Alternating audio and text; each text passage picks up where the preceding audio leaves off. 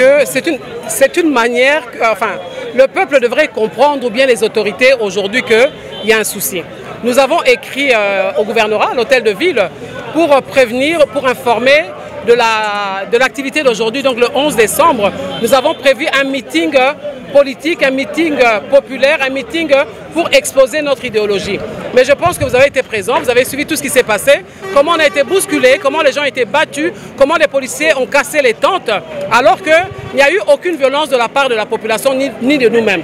Justement, c'est ce que je suis venu donner, c'était le message de la combolisation. La combolisation, c'est ce que je devais exposer aujourd'hui par rapport à notre idéologie. Malheureusement, on ne m'a pas donné l'occasion de le faire, mais c'est exactement ça. Il faut qu'on apprenne justement, il y a un nouveau pouvoir aujourd'hui, il y a eu une passation pacifique et je voudrais que les autorités et les Congolais puissent comprendre que c'est une opportunité pour tous les Congolais. Ce mandat du président Félix Tshisekedi est le mandat de tous les Congolais. Nous avons attendu cela très longtemps.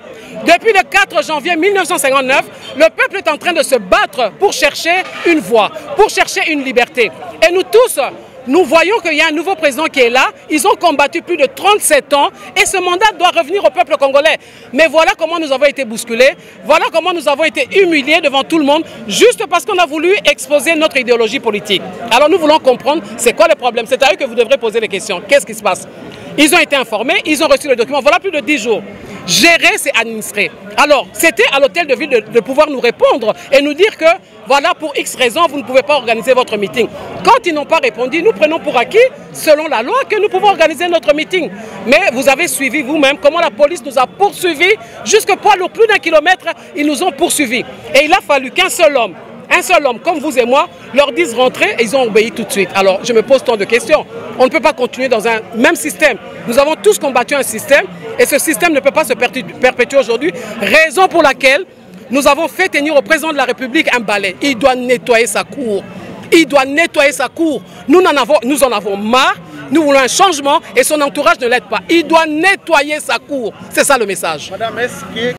Kingaba, ça dépend de Kingaba. Kingaba était prête à me recevoir. Kingaba n'a pas posé de problème. Ce sont les autorités qui ont posé ces problèmes-là. Alors, leurs petits coups qu'ils sont habitués de faire, nous ne pouvons pas accepter ça. Les choses doivent changer. Raison pour laquelle le président doit tenir ce balai-là. On attend cela de lui. C'est lui le premier citoyen congolais. C'est à lui de nettoyer sa cour. Le problème, c'est sa cour. Vous allez relancer Kingaba dans vos attentes? Mais bien sûr, on le fera. On est là pour ça. On doit aller à travers toute la République. Nous avons le droit. Nous avons le droit de faire passer notre message. C'est une idéologie politique. Voilà pour une fois, une femme se lève pour libérer son idéologie. Nous avons une idéologie, nous l'ANC, qui est authentique. La combolisation, c'est purement congolais. Et on nous a empêché tout simplement d'exposer notre idéologie. Il faut se poser des questions.